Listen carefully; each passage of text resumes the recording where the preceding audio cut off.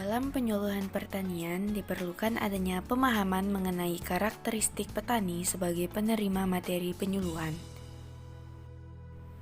Karakteristik orang dewasa yang perlu diperhatikan dalam proses penyuluhan sebagai pendidikan nonformal pada umumnya yaitu umur. Seseorang dikatakan dewasa apabila usianya telah melewati 18 tahun. Fisiologis. Kedewasaan bisa kita lihat dari bentuk fisik seseorang.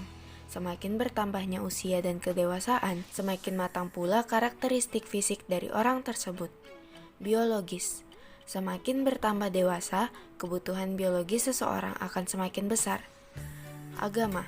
Ketaatan seseorang dalam beragama dapat kita lihat ketika orang tersebut sudah mencapai kedewasaan. Legalistik. Menurut pasal 330 Undang-Undang Hukum Perdata, dijelaskan bahwa seseorang dianggap sudah dewasa jika sudah berusia 21 tahun atau sudah pernah menikah. Sosial. Seseorang yang sudah dianggap memiliki konsep diri serta kemapanan dalam berinteraksi sosial dan juga bermasyarakat. Ekonomi. Seseorang yang sudah cukup mampu untuk menafkahi dirinya, keluarganya, atau orang terdekat untuk bertahan hidup dan mendapatkan penghidupan layak di kedepannya. Politik. Seseorang yang memiliki sikap saling memahami serta sikap menjunjung tinggi toleransi. Intelektual. Menjadi dewasa secara intelektual berarti menggunakan akal budi untuk melakukan penilaian tentang benar tidaknya sesuatu, sehingga terjadi pertimbangan yang matang dalam menghadapi masalah atau mengambil keputusan. Adopsi dalam proses penyuluhan pertanian pada hakikatnya dapat diartikan sebagai proses penerimaan inovasi atau perubahan perilaku, baik berupa pengetahuan, sikap, maupun keterampilan pada diri seseorang.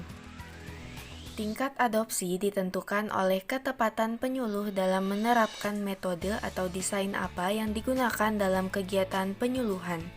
Saat metode yang digunakan sudah tepat, disitulah dapat terjadi penerimaan inovasi yang sempurna oleh para petani. Ada beberapa faktor yang mempengaruhi diadopsinya suatu inovasi dalam proses pembelajaran orang dewasa, yaitu sifat inovasinya sendiri. Suatu inovasi harus dilihat dari sudut pandang atau persepsi dari petani. Inovasi akan dibutuhkan apabila inovasi tersebut dapat memecahkan masalah petani. Sifat sasarannya. Di samping memperhatikan tahap-tahap inovasi, penyuluh juga harus memperhatikan pengadopsi, yaitu masyarakat itu sendiri. Cara pengambilan keputusan. Pengambilan keputusan lebih baik dilakukan secara pribadi dibandingkan secara kolektif. Pengambilan keputusan secara individu dapat dilakukan melalui konsultasi, diagnosa, dan partisipatif. Saluran komunikasi yang digunakan. Adopsi inovasi dapat mudah dan jelas disampaikan melalui saluran komunikasi yang relevan. Saluran komunikasi tersebut dapat dilakukan secara langsung maupun tidak langsung. Penyuluh dalam mengomunikasikan secara langsung dan tidak langsung harus bersikap persuasif atau mengajak. Keadaan penyuluh. Berdasarkan keadaannya, terdapat 5 dimensi pelayanan penyuluhan, antara lain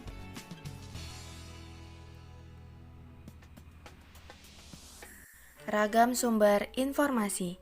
Ragam informasi diperlukan untuk mendukung proses adopsi inovasi yang dapat diperoleh dari berbagai sumber, seperti informasi interpersonal, media cetak, media elektronik, publikasi ilmiah, dan pertemuan ilmiah atau teknis. Kebutuhan informasi dan motivasi kognitif dapat mempengaruhi penggunaan sumber informasi.